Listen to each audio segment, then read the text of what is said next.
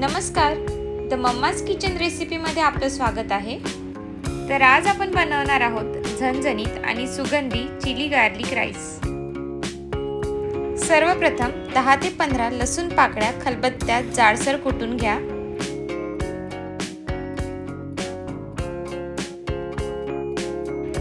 त्यामध्ये 2 चमचे लाल तिखट आणि चवीनुसार मीठ घालून पुन्हा कुटा। अशी झणझणीत आणि सुगंधी पेस्ट तयार होईल। आता ही पेस्ट 1.5 कप शिजलेल्या भातात घाला।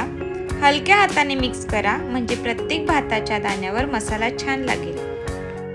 ही रेसिपी खूप सोपी आहे, अगदी कमी वेळात तयार होते। लसूण आणि लाल तिखटाचा मस्त फ्लेवर या भाताला एकदम वेगळीच चव देतो। कढईमध्ये 2 चमचे तेल गरम करा। त्यात 1.5 चमचे जिरे घाला आणि तळतळू द्या। यानंतर 2 चिरलेल्या हिरव्या मिरच्या आणि 10 ते 12 कढीपत्त्याची पाने घाला। 1 चिरलेला कांदा घाला। कांदा हलका गोल्डन होईपर्यंत परता। आता मसाला लावलेला भात कढईमध्ये टाका।